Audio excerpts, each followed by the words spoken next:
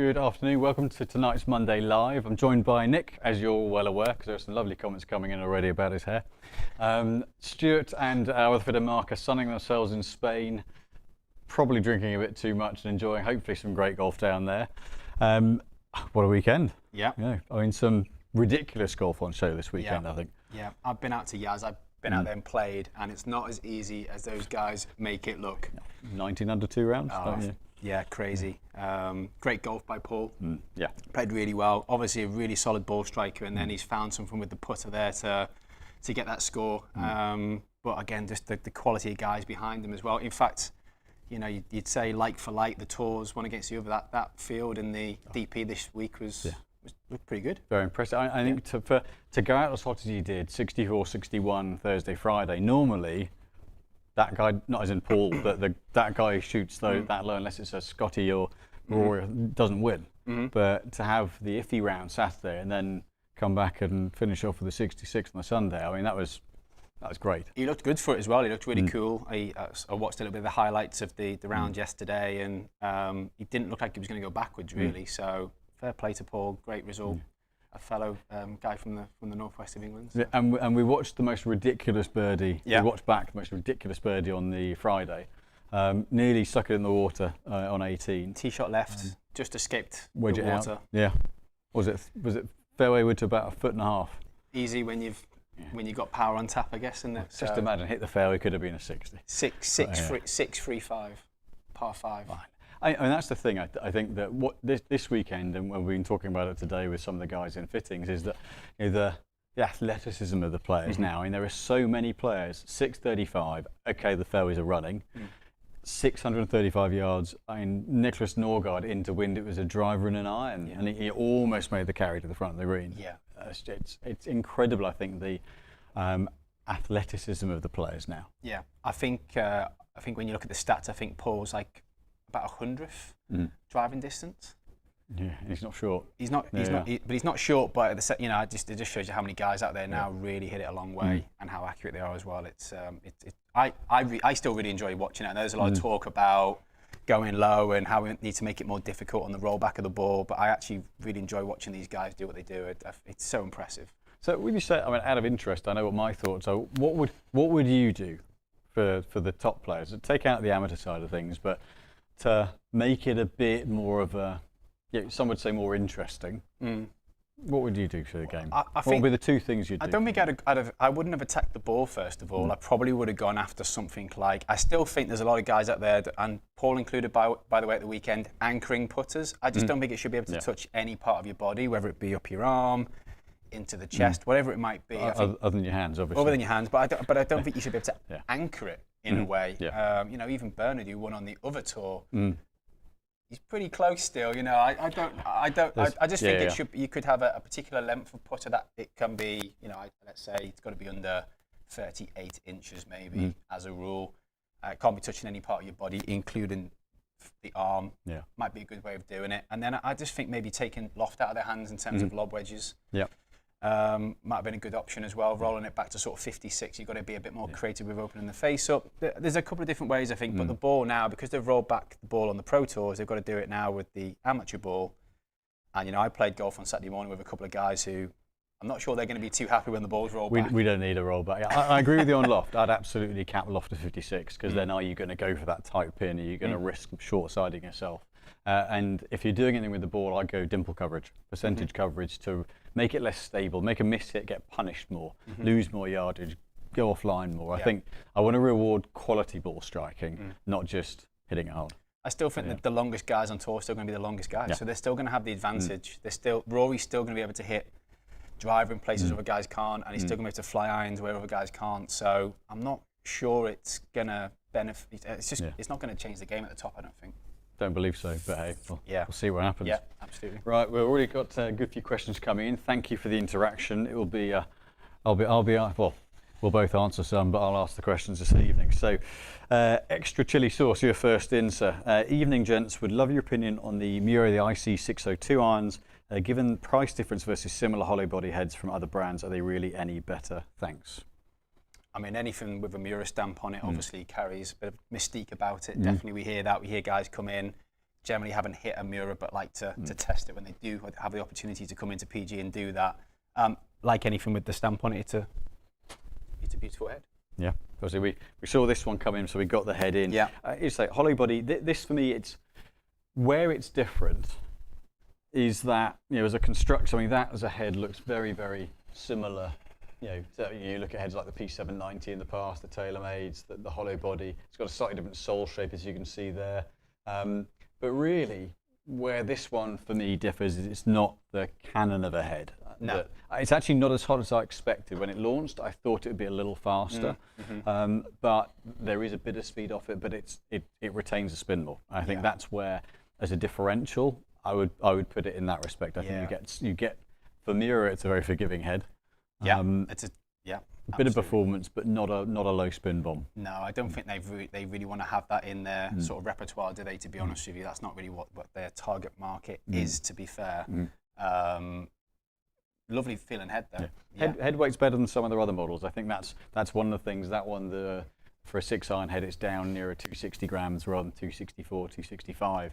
Something that we're very sensitive to, the head weights. And I think that's a better head weight for kind of Western market. Yeah, absolutely. But, yeah, softer feel than some, but not as hot. Yeah, being their most recent head, absolutely, they've kind of thought about that a bit more, I think. TTSJB, evening both. Great fitting last Friday with Nick, and a great builder's cup of tea from Simon. I see, useful for something. Definitely 5-star the service. Thank you very much indeed. Trying to avoid the just off the fairway leaves. Eating my TP5s this season. They are an absolute pain in the neck, aren't they? Any recommendations for a similar spinning ball off the tee that's not £4 plus each? I think if you were going to look at something, I think the ones that we identified would be something like, Z Stars potentially. I think they're in the region of kind of mid-30s. So still potentially depending on where your budget is, Simon. But you got Wilson Triads as well. I think they're just under £30. Things like the Vice.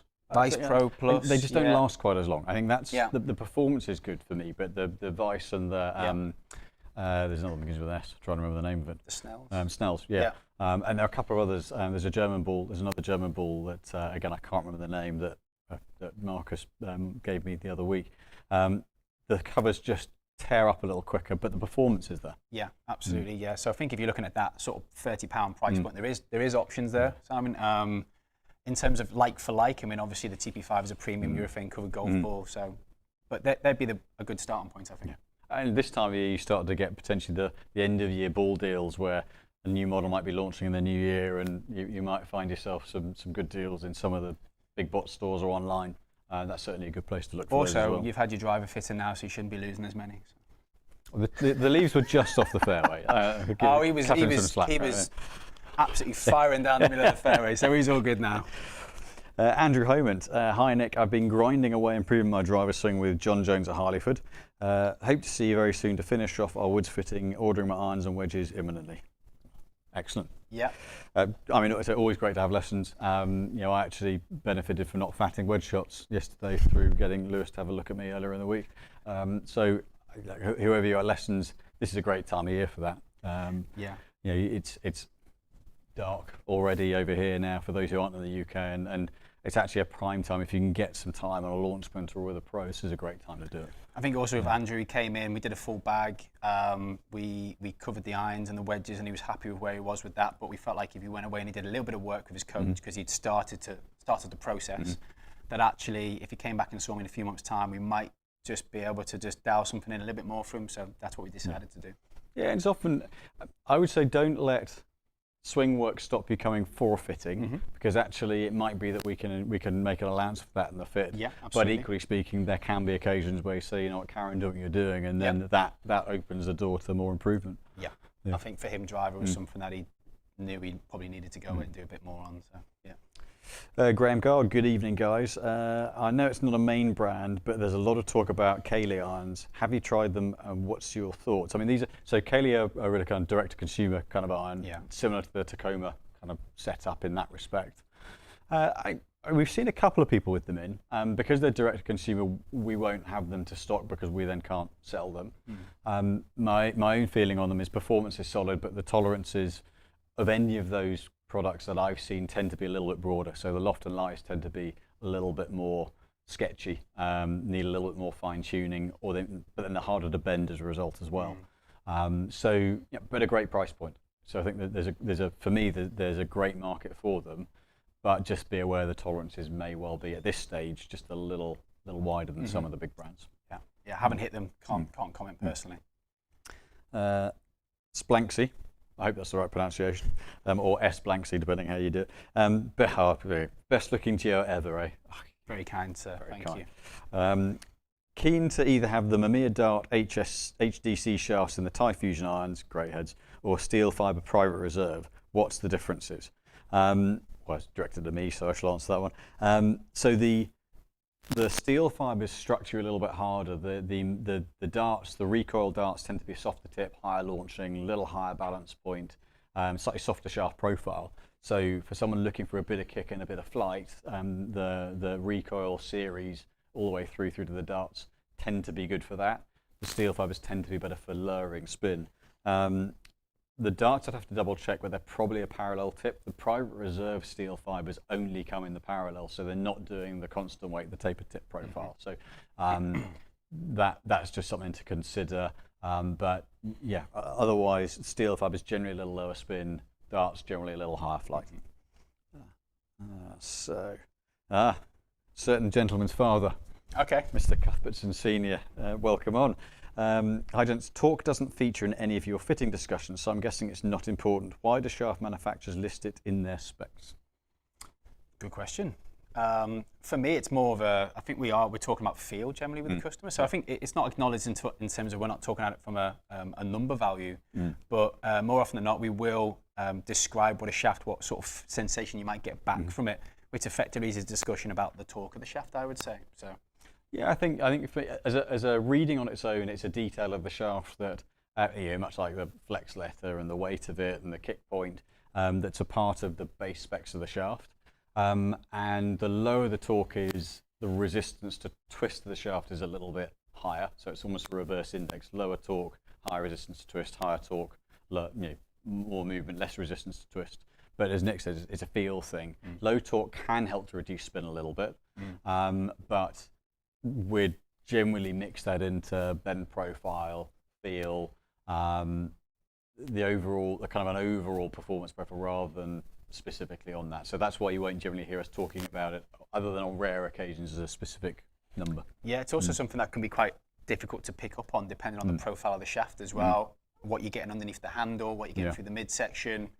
You'd have to be a very good educated pair of hands to necessarily be able to say that's X torque and that's X. I think it used to be something as a result of the materials, as you just alluded to. The material developments mean that the zonal stiffness is actually more a key thing to feel than torque. I think it's much harder now to feel what the torque is. You can have a low torque shaft that feels responsive because the thinner ply, the thinner materials mean you can get more feel out of a stiffer profile than you used to. So I think it used to be more important as a number to determine feel than it is now. Yeah. Overall. Josh Wright, good evening. Could we have a look at comparing the Mizuno 243 King Tour T150, perhaps your own shaft, or a Modus 120S? So the 243 King Tour and the T150. Grab whichever shaft you like as well. I will crack on with another. There's a 150. With another question whilst Nick goes and grabs all those. John Puckett, what are a couple of good wood shafts that have a similar bend profile to the KBS Tour V iron shaft? Love the show. Thank you, John. So the Tour V, so one of the things with the Tour V, it's stiff tip, but it's higher balance. So I put the balance point into this as well. You could make an argument that a TR, Ventus TR, probably the blue, would be a similar kind of principle of stiffer tip, mid to upper mid balance, depending on weight. Let me know in another bit what weight, and I can let you know whether there's a better weight for that or not. Wood shaft, similar bend profile to a Tour V. I'd say it's stable tip. Well, I play a Tour V, yeah. So I'm probably pretty good. I play a whiteboard in my driver. Yeah, and actually the newer whiteboard is almost more relevant because it's a similar balance point. It's less tip heavy than the old ones used to be. Correct. So, yeah, I'm talking about torque. That's about 3.0, 2.9, 3.0 on the torque. So it's pretty stable in the tip section, which I need. So. Yeah. Not because I'm particularly quick, by the way. Well, so it's a bit of a feel, as you said, Definitely it's a feel as well. thing, exactly. Yeah, That's why. I think in another video I was able to swing the stiffer shaft quicker, and someone asked me what allowed me to do that. And it's actually probably just a bit of confidence. I'm used to a tight feeling shaft with the hook being my miss. I'm used to something stiffer feeling, so a bit more confidence, clear through it a bit more, a bit more trust.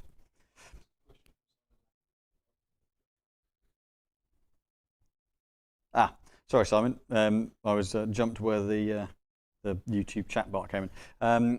Evening both. Can you or TaylorMade repair a small crack in an M6 driver head? Thanks. Great viewing, Simon from Swansea. Glad you're enjoying. Unfortunately, a crack in any of the heads, any of the current driver heads, isn't repairable. Depending on where it is and how big it is, it might not have an effect. If it's on the crown, it will expand and it will have more and more an effect. But yeah, depending on where it is, if it's on the sole or the toe end, it's less likely to have an impact. But at some point, it'll start. But unfortunately, there isn't anything doable to repair, I'm afraid. Sadly. Connor Knight, how often should you get a loft and lie check? We need to come back to that. How often should you get a loft and lie check? Well, if you practice off mats, the harder mats, then you're actually pretty regularly, particularly if there are particular clubs that you hit a lot of. I mean, what would you say? I mean, if you're generally average, kind of most players say once a week play. Definitely an MOT at the start of a season. Yeah. Absolutely. I think January, February, come in, get an MOT on the golf clubs. You'd be amazed. Via if you travel with them as well. So if you've been away over the summer and you've had them in and out the bag and you've had them thrown around an airport, sadly they can move about. So and if you're somebody who is a bit of a range rat and in the winter time you like to get down and hit a lot of golf balls off mats, depending on, I mean, ours are pretty receptive. Yeah. But if it's something that's rock hard on concrete, then yeah, if you're playing somewhere which is like a forging, for example, then I wouldn't be surprised to see it move potentially a degree or so during a wintertime practice session. I'd say certainly once a year is a good rule of thumb, especially if you're playing a softer forged head. Probably around kind of March time as you're coming off the mats. If you play a lot, twice a year, spring and autumn. I think also if you're going through a bit of a swing change with coach and you've started to maybe see the inklings of a new flight, but it's not quite where you want it to, or you're struggling a little bit with contact, then it is probably worth touching base with us and getting a loft and lie check then as well, because your handle position might have changed a little bit for your new delivery pattern. Right. You better, seeing as it's not only me doing it, you can do it tonight. the first comparison. All right. So we've got the T150, 243 and the King Tour. Yeah, this is the T150 I've got here. So in terms of, I think it's just a comparison we're looking at. I mean, certainly my gut feel on it, they've all got a little bit of tech. But varying extents of tungsten and tech and materials to dampen sound and feel down. I think before I've even hit any, what I would expect to see here from myself is a little less spin in the 150, fraction more spin certainly in the Cobra, and then the 243 would probably sit in between. They're not absolutely like for like in loft. 243 is 29, isn't it? I believe on 6. 29, yeah. So you've got 28, 28, 29. So I'd expect with the additional bit of loft on the 243, maybe knocks it up a little bit more for me. But the Cobra definitely spins a little bit more than the 150. So you can say, the Cobra's in their King MBCB Tour range have been good for keeping flight. Definitely great. And really underrated heads from a feel point of view as well. Yeah. Should have try and hit one. So, Nick represented England's champion club in France recently. Just thought I'd add that in.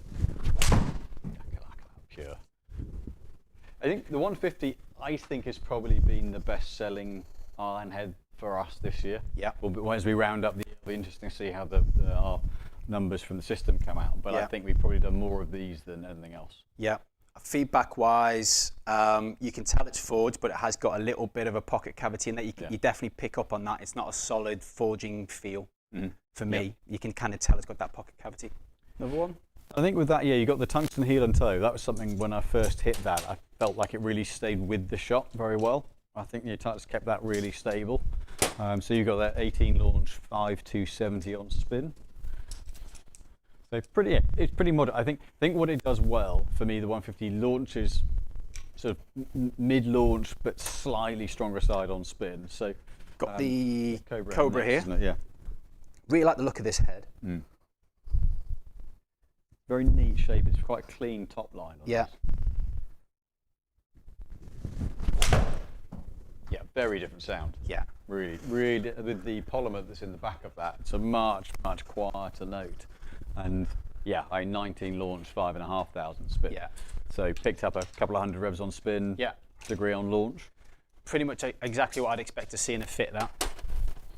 You see what? I'm waiting for the first comment that should we do an address off? You address it right out of the heel, and I'm outside the toe. Yeah. I think we could. Well, yeah. I always think if I dress it there, I'm desperate to try and get away from it. You see. Yeah, I probably would shank it if I dressed it where you. You'd miss it if you addressed it where I do, and I'd shank it. Yeah, absolutely. Maybe we should try it. Yin and yang.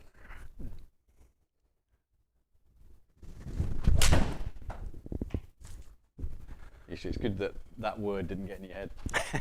So again, a very different sound. I think out of all three of these, this one's got that little bit of a snappy kind of sound to it. I squared that up a little bit better there, so the spins come off a bit. I think like for like little cuts, probably the spin would be between the other two heads, I think. Yeah, for me, they sit right in the same category. I think if you're looking at one of these, you're generally looking at, in principle, certainly two. I think it just depended on ball throw. I've generally found the 243 keeps the launch down a bit more, but spins it a hair more. The 150 launches it a bit more and spins a bit less. And the Cobra is the higher launch, higher spin. Yeah. But really similar heads. Yeah, absolutely. I think definitely I would hit all three of them if you're in the market for it. And then I think it's just about where you want your flight to be and your profile in terms of launch and spin to be. Really, some guys just want a fraction more spin, so the Cobra's perfect. Yeah. Probably say feel-wise, probably that would be the best feeling of the three in terms of it's the most solid forging. Yeah. But I'm going to be in the market for a set of irons next year, and I mean all three of those are on my radar at the moment. So. I think the 150s are probably the most forgiving. Yeah, just I agree with that. Slightly. Definitely. The Cobra's a great value. Definitely. It's a great value header. Yeah, absolutely. I hope that helps. Papa B, hello young men. Dealing with arthritis in my hands. Was told mid-sized grips might help. Can you please explain the negatives, though, that might come from going to a bigger grip? Weight's one of them. That's the one thing that you've got to be really careful of. Bigger makes sense from not having to cling on too tight, but making sure that whatever grip you're playing, that you're not sending the grip weight too far above it. That means you're not going to counterbalance and lose the feel for the head. That would certainly be one side from the grip itself. Yeah, there are some good lighter weight options out there now. Yeah. It used to be they pretty much just came in heavy, but there is some lighter weight options now, so you can sort of balance the swing weight out. But again, you've got to be careful with that if you're re-gripping an existing set. The other thing I think you've got to be careful with when you go bigger is the right hand can sometimes get into a stronger position depending on your grip preference. To get the hand round. A little bit, and I think sometimes actually people can sometimes climb over the top and shut their face down with it. Yeah, I think the only thing that I can see, depending on if it's in which bits of your hand it's in, if it's in the joints of the fingers, then bigger's just going to mean not having to close them down, and I think that should just make it more comfortable. And then just managing grip weight should be a key thing. The only possible thing would be as it fills your hand out more, if you use your fingers to rotate and square the face, you might find if you're right-handed, you just leave the face open and miss it right a little bit. So I was playing for a slight push, and you might lose a bit of feel where it's less in the fingertips. It definitely depends on how you like to square the face up. Personally, when I've gone to bigger grips, when we brought the Bryson grips in, I just couldn't square them up. I just couldn't square them up, simple as that. My hand, the way I move the golf club, more chest, I'm not particularly handsy. I struggle to keep it on the screen to be honest. So, but I think ultimately, if it's more comfortable, then I think it's weighing up, is that the bigger win overall? If it makes the game more enjoyable, then a slight push is probably tolerable compared to singing fingers. So good luck with that. I hope that goes well. Joseph Fagundes, I hope that's the right pronunciation. Your opinion on the best practice drills for strike compression. Strike compression for me is always it's not a word I like, because compression insinuates getting down and hitting down on it, and that can often get people either too steep on it or shutting the face down. for me, and I'm not a coach, so this is not something I'm going from a technical. This is more a feel thing. We've been asked a question, so I will answer it. But for compression, read shaft lead, because if you're getting handle lead, then you're creating a stronger. If you've got a forward lean, reduced loft position, that gets forward momentum, gets ball speed.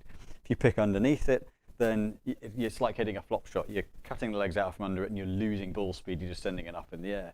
So if you're not getting good body rotation, if you're not finishing the through swing, then you're not going to get compression. So it's actually about, in terms of practice drills, I mean, there is a practice club called the DST, which has a bench shaft and a club head with a high leading edge, that unless you're getting that strong position there into the back of the ball, you're not going to get into the base of the ball and get any flight. But generally, unless you're completing a rotation in your swing, you can't get a strong impact position. Stuart, I'm certain, would say work in your grip first, because unless your hands are in the right position, it's hard to get that handle lead without the face going all over the place. So I would point you towards Stuart's channel, have a look at grip. That would certainly be, I'm certain that would be one of the things he would say. But have a look at some of the drills on there. Go to Good Golf Coaching is his channel, and there'll be a raft of information on that. But from you kind of a layman's terms, if you're not completing your rotation through, you can't expect to create that shaft lean. You can't get your low point far enough forward to get ball turf, and you're going to end up picking it and flicking at it. So I would do that I've first. got a spin-off question to that, which I think that guys might find interesting. Is so if you get somebody, can you write it down and send it into the chat? if you've got somebody who comes in who you feel is lacking compression, let's say 6 iron. Typically, how would you go about then fitting them in terms of what amendments would you make to the equipment? So club-wise, if someone's not able to get shaft lean, then I'm looking at going, are the clubs too heavy?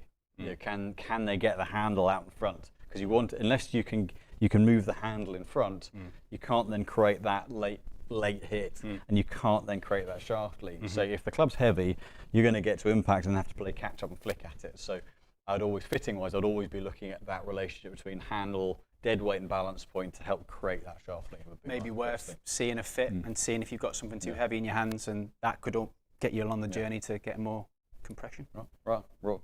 Do you want to roll reverse for a bit? Where do we get up to? We got to Joseph. Chris next. So got fit into Cobra MB with the Axiom 65 reg shafts.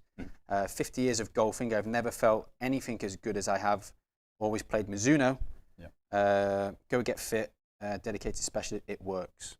Yeah, and I think that's the thing. I think I'm seeing, and I think we're all seeing, golfers more open to playing just what works best than ever before. And that's having an idea of what you like, and what you like the idea of is great, because that gives the fitter a bit of direction. Opinions are good, but a kind of a direction, but with an openness to just trying stuff out and go with what the fitter's giving you. So many good options now on the Graphite stuff, like the Axiom as well, stable, lightweight, feels great. Yeah, and you got the Acra shafts, you've got the KBS, Graphite Designs, VAs. Yeah, that's a massively evolving part of the market, I think. Absolutely, definitely.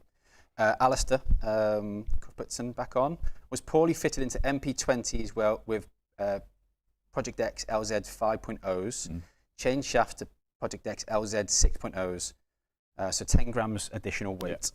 Also changed from tall velvet +4 grips. Head feels too light. Would lead tape on the head help?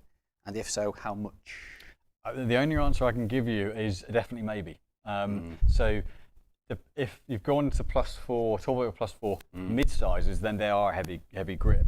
I'd actually look at going to a lighter grip, because I think you just said just tall velvet +4s. Not sure if the mid-size would make sense if he's lost a bit of feel, I guess. Because by going up 10 grams, the LZs actually swing quite bottom end heavy. So I wouldn't expect you to lose the feel of the club head with those. So I'd be looking at what length, what swing weight are they. Technically, adding a bit of lead tape will give you some feel back from the head, but I'd want to know what the base spec is before making them even heavier. Bring them down when you come. Bring them down when we're looking at wedges, and I'll have a check of them out then. Only a few weeks to go. James, here we go. Nick, great stuff tonight, chaps. You Thank you deserve it, Nick. Well You done. deserve it. James Franklin, evening gents, looking forward to collecting my clubs. In the upcoming weeks I play 34-inch putter, which I do find hinders my posture while putting. I also find myself getting more bent over on high. But here you go. On high pressure puts, he's gone to the second one. Is lengthening the shaft grip a viable option? How would the weight change? Absolutely. I mean, something like a putter, hopefully you're not putting a full swing on it. So you're actually not loading the top bit of the shaft. So, if you think you've got, on any grip, if you're holding it right at the top, you've got at least an inch or so where there's no pressure on it at all. So on a putt where you're literally just, hopefully only having to move it back and forth like that, there's no harm at all in putting a bit of an extension in, and the swing weight you will feel the head more. So if you go up an inch, you're going to gain 5 or 6 swing weight points, assuming the grip stays the same. Yeah. So that would probably be the only thing to consider. I mean, technically in putting, there are counterbalance putters anyway. So Yeah. by adding more mass up, if you then grip down it, you're effectively counterbalancing your putter to a certain extent. So I think if there was any club in the bag you're going to do it, and we were going to put an extension in, putter would be the one. And you can use a different grip weight if you don't want the head to feel heavier. You can go to a heavier grip. There are plenty of heavier putter grips, and with that, because you're not building a huge amount of momentum, it's unlikely to throw the swing of the putter out too much. So that is a viable option for counter putters. cores and whatnot. So we've got hi Simon. This is from Doug. Hi Simon. I'm sure you've had to answer this one many times before. How does counterbalance driver shaft, say the CK Orange, benefit or perform differently to the CK Blue or White? So the CK Orange is tip stiff. It's a very tip stable shaft. So it's designed around low spin, but balance point up in the handle end. And ultimately, it's for someone who just needs the club head end to come with them to help square it up. If you're someone who doesn't put a lot of rotation to the swing, then a higher balance shaft means you're not having to fetch the toe through. And by that, if you've got a heavy bottom end, then as you start down, the club drops, and then you've got to square it up. If it's lighter in the bottom end, as you turn, you've got to put much less effort in to get that club face through. So it just makes it easier to square up. The blue and the white are both very stable shafts. They're slightly different bend profiles, but predominantly it's very stable to keep spin down, but easier to bring the toe through and square off. There was a period when you saw more counterbalance shafts on tour, and I think that's because the guys were starting to build shafts at a longer length and to counter the heavier heads. Don't see as many of them, because I know Rory had one in at one point, Justin Rose had one in at one point as well, but you don't see as many of them now on the tour, guys. Bit of a fad? Yeah, I think a bit of a fad. I think where they were going longer, say trying to control swing weight, but then you're changing the flow of the pattern of mass so much. If you counterweight with a heavy club head, then all you're doing is bookending the weight. It suits some players, but I think that's when they were starting to chase the yardage, and the theory of counterbalance, you create more speed because you can whip the head through. Well, that just then can mean left, right. So the guys dropped it back down to a reasonable length and went back to the profiles that suited them ultimately. Okay, Jonathan White. I'm still playing a TaylorMade TP Rescue mid 19. It is very stable and goes like a rocket. Would there be any notable benefits to upgrading to a modern hybrid rather than forgiveness? You should get a bit more speed, but they probably will be, if it's the model I think it is, there'll be less spin. So they will go further. It's just whether that shot pattern, that flatter flight and more run out when it lands is what you need from that club. They were amazingly popular. Yeah. Whenever I saw one of those come into the bay, they're always pretty difficult to beat. They did a really good job of that TaylorMade. But I think that's why some of them on tour you see some quite old hybrid heads in the bags, because they retain a bit of flight and spin, whereas the modern day ones are, like some of the Callaway example, absolute rocket launchers. The Dark Speed Cobra is seriously low spin, so they're more geared towards pump it up a fairway, aren't they? I think, rather than play to a green. Yeah, I think that's why we started to see more higher lofted fairway woods become more popular again. Definitely, yeah. Right, what we got. Chris Burgess, great show as ever, and Simon is colour coordinated. Shock. There we go. I do try a bit of belt action as well. Ben Rathmill, do you think it would be possible to build a 7-iron at 30 inches overall length that maintains a normal swing weight and grip size, so I'd be able to practice swing without without denting any ceilings? No, no. No. At that length, it was standard 7/9 length is 37 inches. Yeah. So did you say 30 inches? 30 inches, yeah. Not a chance in hell, I'm afraid. Not even with the lightest grip possible.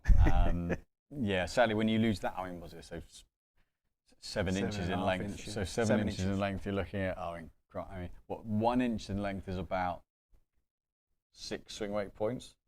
So you're looking at 30 swing weight points, which is 60 grams in the air. Yeah. Maybe a sledge. Get the sledgehammer out and give that a go. But no. There might well be a weighted training aid. Yeah. I have seen out there. There have something. been some, I'm not sure what the length is though. If that's very particular about the length, don't take our word for it. And then there's been an accurate measure of a ceiling or a light fitting in that. Yeah. I reckon. Or inaccurate with the first swing. Yeah, that's a horrid feeling, isn't it? Joshua Belcher. Waiting for it to fall on you. Evening, gents. What profiles would you consider to be similar to the hazardous black 4th gen? With faster swing and more aggressive tempo, is it more important to have a stiff mid? In principle, yeah. If you've got a strong transition, if you kind of load it hard, then yeah, the midsection is where it takes the brunt of the load, the handle in the mid. So, so we're looking for similar profiles to the Gen 4 Black. Yeah, to the Gen 4. Yeah. If you're looking for the Gen 4 Black plus a little bit, then stiff midsection. Let's think. What's actually very stable, the GX Red, the 300 series. That's a really stable shaft. That's not a bad price point as well, but it will swing heavier in the tip. That is stable. The Shogun in the red's really stable. The Acra Shogun. Yeah. I'm just thinking kind of strong midsection. One of the whiteboards in the stiffer flexes, if you ramp it up to say the 63 in an X or a TX, then that midsection is very, very stable, but without being overly tip heavy. That's probably the one I'd go to that would give you as much rigidity as possible within that frame. Yeah, absolutely. Right, we've got. All right, okay. Otherwise, it's just one-way traffic, isn't it? No. So we got Mark Howard next. Currently playing regular Callaway Rogues plus 1 inch, which was recommended because of my height. Driver carrying 250-ish in a stiff shaft. Should I change to stiff irons? Looking at Callaway Apex Pro 21s. So iron shaft is. I don't know which iron shaft it is actually. So. Potentially, hard to say really. Yeah. I wouldn't take flex as a universal finger across the bag. It really depends what sort of profile of launch and spin you're trying to hit. So, and if that's the head that you're absolutely stuck on, then that's great because we know that's what we need to work with as a launch and spin profile in terms of the head. But weight, as always with us, is something that we'd have to consider there. And then the profile of shaft, what we're going to go into. So, depending on your dynamics and your move and whether you lean the shaft or don't lean the shaft, you might need something that helps you with a little bit of launch and spin, especially with that head. The only thing I would say with any of the Callaway irons, Callaway do not do a lighter weight head. So if you're 1 inch longer than standard, the swing rate's going to be pretty heavy. So that might make it that's going to exaggerate the feeling of softness on the iron shafts. A little bit, yeah. And if it gets the head out of sync and you're having to fetch and square the head, if your dispersion's off, that might well be the swing weight. So if you're at 1 inch longer, Apex Pro 21s are a great head. Yep. But you might want to look at something like a Ping head or one of the Mizuno lighter weight heads that have just stopped doing them, but a lighter weight head to control swing weight, possibly. Certainly something to consider what setup actually swings right for you. Depends if you're also on a bit of a process of building speed right now. Are you getting quicker? Is that why you've been put into that other setup in the woods? Or yeah, definitely where something we'd have to go around the houses a little bit with that. Not a straightforward answer as always. Mr. Titleist, no telling what brand he likes. Evening, gents. Looking to maybe change my TSR3 15-degree fairway wood as I'm just not comfortable with it from fairways. Would a 16.5-degree GT head be easier to hit or more forgiving? He didn't say the shaft that he's gone in there, did he? No. No. So I think more about head performance. Sure. I think definitely like for like, we've noticed that the GTs pick up the ball a little bit easier this year. It was definitely something that Titleist have been targeted and they've gone after. And obviously there's other great heads in the market, the Ping, the Callaway, the TaylorMade, which because of the shape of the sole pick it up a bit easier, but the GTs absolutely do that I think this year as well. Yeah, as their big target, that was their real area they wanted to improve. I think I've seen definitely an improvement in the bay with the fairway woods this year. Obviously, the 3 is a slightly lower launch, lower spin of the model. So if you're struggling with that, maybe check the 2 out as well. But more loft is always going to be your friend. It's amazing when you put more loft in somebody's hands as well, it can change their delivery pattern a little bit. Yeah, I mean, I'd say Titleist fairway heads in the previous years have basically, if you hit it low on the face, that's not been a great spot for them. They've been a little spinny, a little dead, and that's a definite improvement on the GTs. You may find you don't need the extra loft because of how much better they are picking the flight up. Or, as Nick said, keep it in a 15 degree in a GT2. That's definitely worth a look as well. But also shaft. Depending on spin profile. Yeah, depends what shaft you got in there as well. Connor Knight, after 8 years, it's probably worth a loft and lie check then. Yeah, I'd say so. Just got down to scratch for the first time ever. Well done.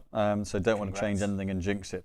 Well, you don't have to change anything, but knowing where they are is probably not a bad thing. You might find you've got some distance gaps that you're not certain about, and even if you don't change anything, if you know you've got a smaller gap one place than another, at least you then know. Which Absolutely. is a good baseline. You could be off +2, who knows? Yeah. That means you have to get even more shots to people, which is horrendous.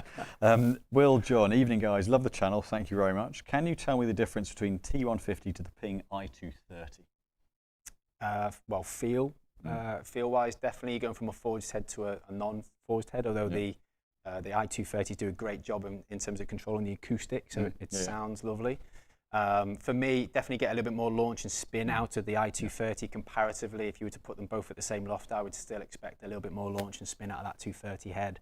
It's generally a head that I put into the hands of somebody who maybe is on the lower side of launch and spin, and I'm trying to pick it up a little bit. Yeah, absolutely. Yeah, they both got heel and toe, tungsten weighting, maybe a little bit more on the Titleist, but yeah, so the Ping's a great head to maintain flight.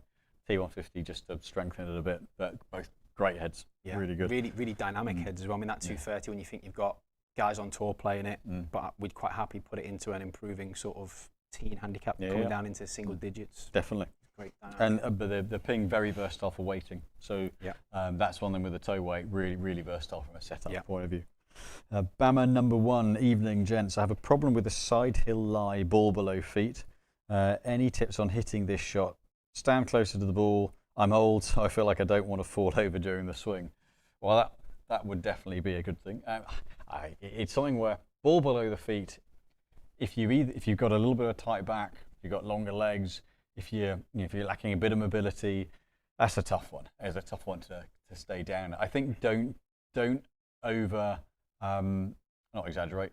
Don't try to do too much with it. I think the key thing here is going to be getting a nice sort of stable base. Obviously, I can't go ball below my feet here, but essentially, I think a little bit of width definitely helps, because that helps you to sit into it and gives you more stability. If you go narrow and try and sit down, then you get you just basically get in your own way. So I would say get a bit of width to it, really get a nice bit of balance, and then the killer is if you try and make too big a swing, then you're going to come out of your posture. So actually just kind of pare it down a little bit, take plenty of club, and just temper. I'm going to grip right down the shaft here. So temper how long the swing is, and just go simple, and don't try and achieve too much. Yeah, you're more likely to be successful. Just get it back into play, into a lie that's comfortable, or if you can get to the green, great, but keep it simple. Yeah. I was just going to say, quick arms. When I'm in that situation there, because the radius can be a bit bigger because the ball's below you, I try to think of quick arms, because with the ball below your feet, sometimes you could lose it out to the right hand side. So to help me square it up, I think quick arms. So, and this is why golf is brilliant, because I go chasing on the right side. So if the ball's below my feet, I pull it. Yeah. Whereas if it's above my feet, I come out of it and send it right. So I think if you are able to do a bit of practice with it, seeing what your pattern is, getting to know whether you're a pull or a push from ball below your feet. But just tough. It's hard. It's hard. I much prefer ball above my feet to below my feet. Josh Gunton, do you just fit the newest clubs, or do you also fit previous models? Thinking 2019 Wilson Staff CB, or do you only fit the newest version? Well, typically on the rack, we only have the latest versions. However, we do retro fits and builds. So if you brought a set of heads in that you really liked and enjoyed, so if you had that set of iron heads there, and then you wanted us to fit those in terms of spec them out for you, then we can do that in terms of a reshaft, swing weighting, getting the right grip on there for you. So if you bring existing components and you're quite keen to stay within them, then absolutely, yeah, we can do a retro fit on those. And we sort of can in a roundabout way fit for them. If we know what the head is you're looking at, we know how it's going to perform. The only reason we can't fit for them in here is if we can't get them, we can't offer any warranty or any support should something go wrong with them. So if you have a head fail, if we can't get them direct from the suppliers, from Callaway, Titleist, TaylorMade, whoever it may be, then kind of stuck in a situation where you then don't get support from the brands either. So for us, from warranty standpoints, if we can't get it direct from the brands, then obviously we can't purchase it. But if we know what heads you're looking at, we can certainly say whether they're suitable or not. The upside of the old heads is we've been fitting with them for a year or 2 years. We know how well they play and what they do, so we can say whether they're worth getting or not. And then if you can find the heads for good value and bring them in, we can work the shafts and the build. Yeah. Cuthbertson Senior will do. Simon, good morning from Queensland. Looking forward to the Aussie PGA in a few weeks. Tips on increasing driver launch without adding more spin. I've already moved to Aerojet LS, set at 11.5 and have a +3 angle of attack. Where's the Aussie PGA? But there's some great courses in Oz. Yeah. Shame you're so far away. Yeah. Not entirely sure where it is this year, but yeah, I always watch that tournament and think, oh yeah. Proper courses. Increasing driver launch without adding more spin. Well, it depends what your shot pattern is. If you're a drawer, you could attempt to play a bit of a fade because that'll dynamically add a bit of loft. I mean, to me, it sounds like you're doing the right kind of things with your delivery. Danger of going more angle of attack is that can bring in the lefts. So managing the face can become a bit of an issue. So.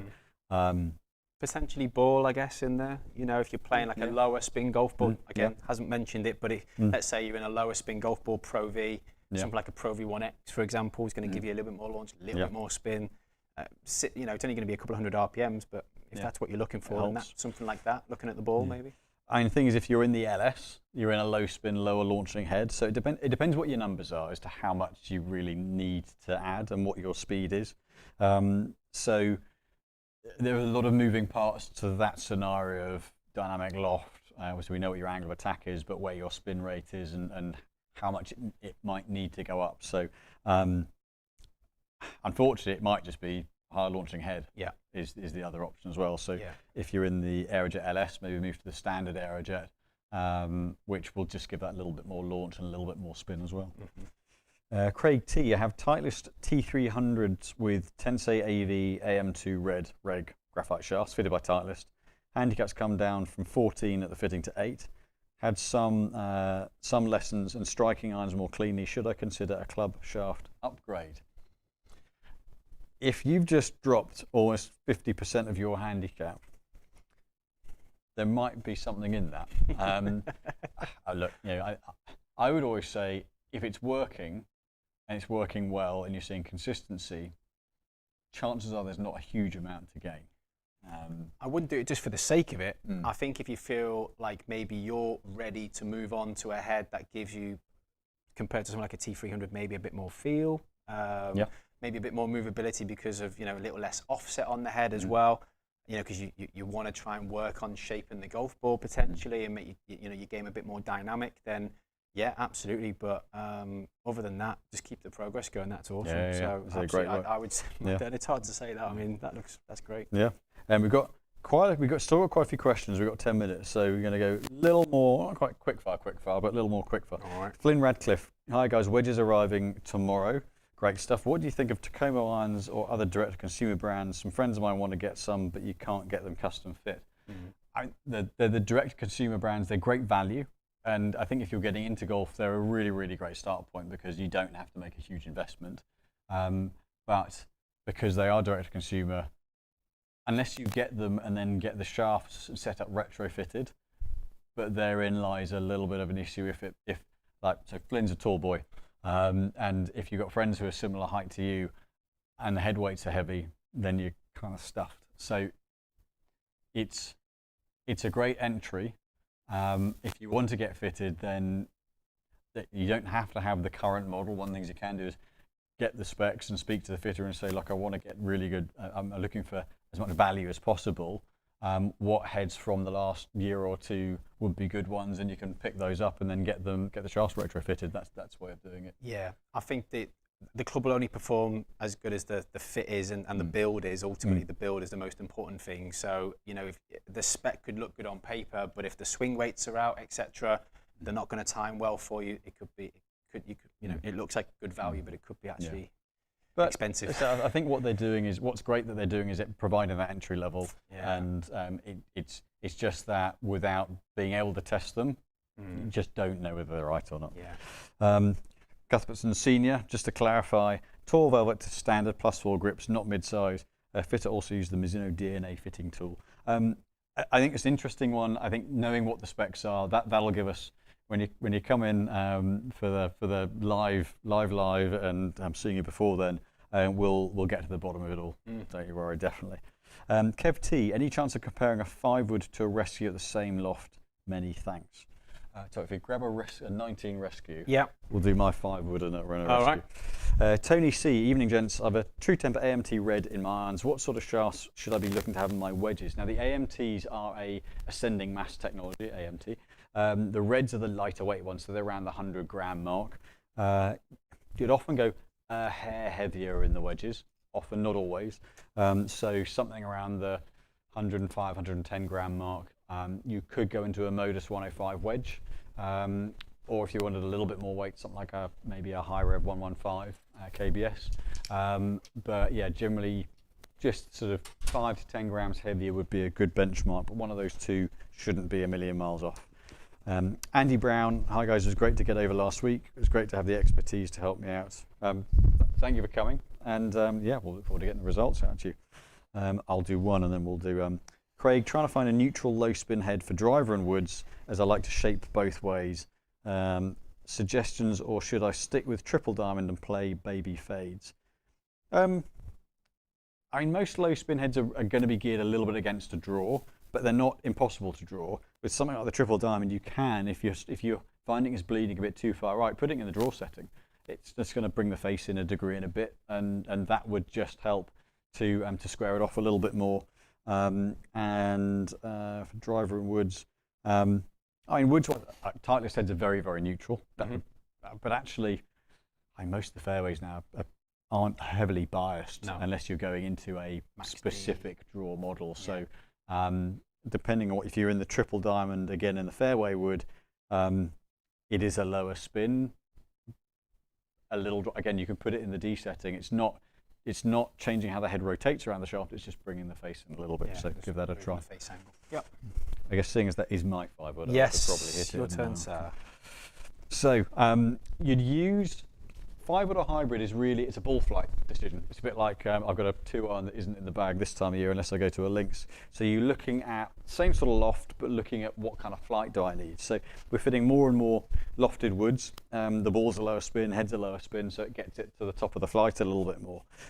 Hybrid, as you can see, hybrid is noticeably shorter. So for some players, shorter length is easier to control. You can play it a bit more like an iron. The wood gives a different ball flight and maxes out carry. So if I'll give you that one. I'll start with what shaft did you go with? 8. Very kind. So this one's the QI10, the core model. So it sets up, allows me to play it. It's a little shorter, allows me to play it a bit more like an iron, but flight-wise, fairly strong. So I mean, this one is quite low spin. That's come out like a bullet. 12 launch, 3-1 on spin. This is probably the bit where for a lot of tour pros, a lot of the stronger players, high speed, that actually are moving away from hybrids because they don't spin enough. So pertinent to what we said earlier, like that for me, that's my 2-iron flight. Great ball speed. Based on that, I might have to change it. But it's a driller of a flight. So just see what height that one is, because actually that'd be quite a pertinent stat for this. And that was a really nice neutral delivery there. Yeah, that's a good reflection. I actually rocketed it. Yeah, that's a good reflection. What's the height on that one?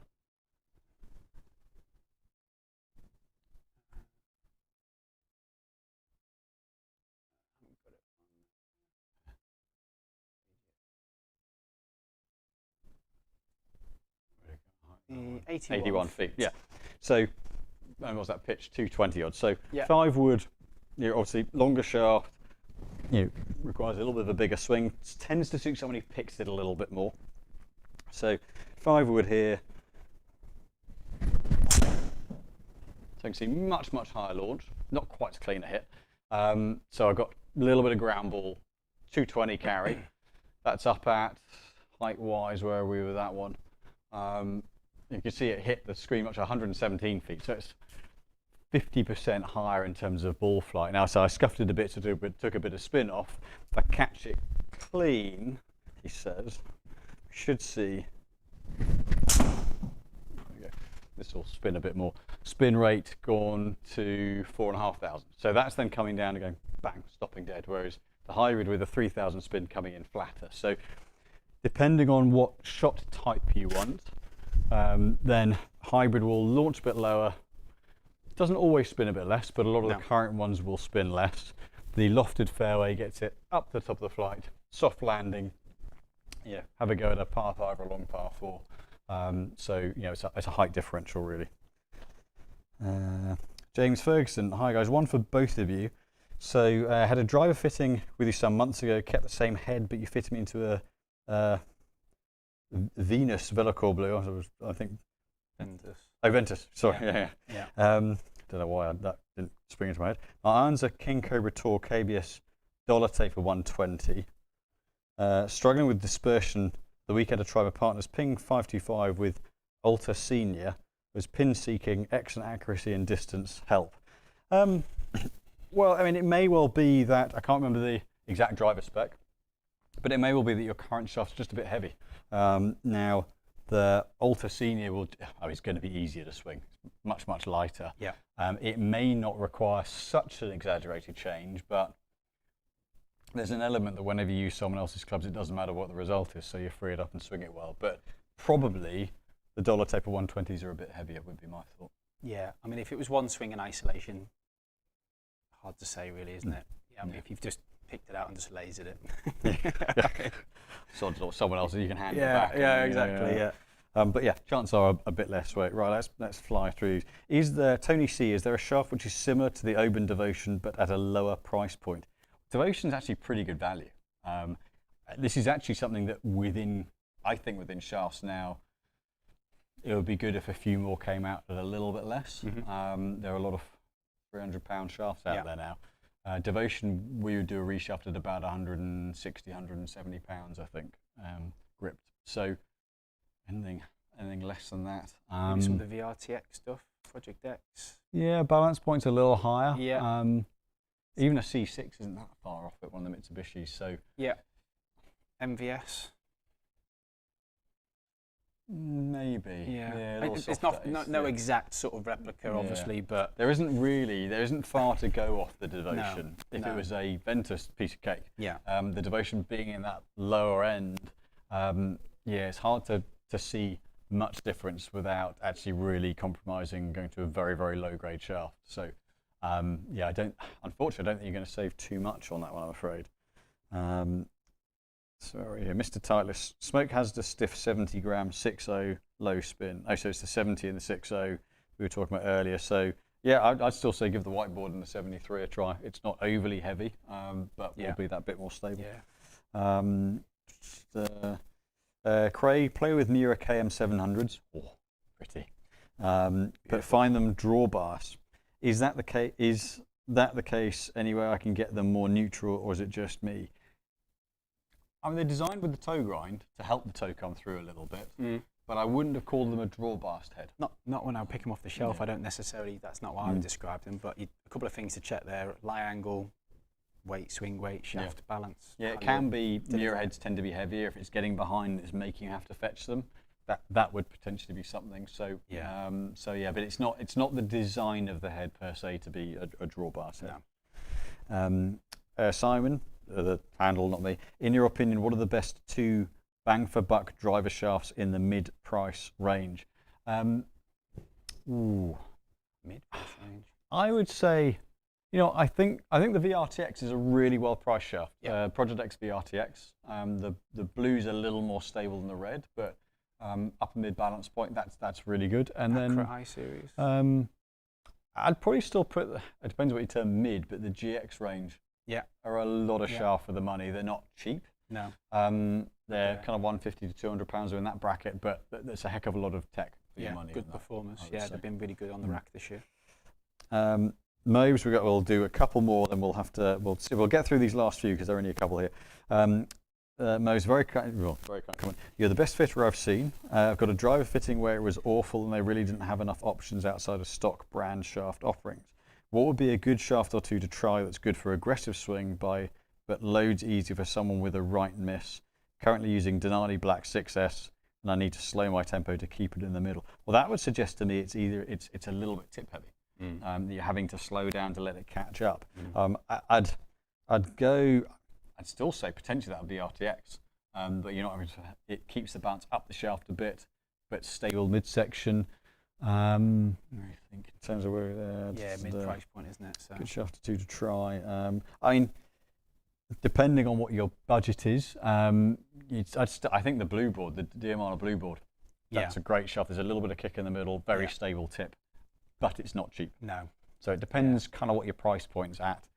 Those two are at different ends of the spectrum, but both would. Yeah, VRTX probably is a good opener. Yeah. Craig, best all-round wedges, different lies from rough conditions like wet versus dry. What best all-round wedges? Well, I think the Cleveland has just won the wet ball test, hasn't it? Previously, it was always the ping because of the hydropel finish.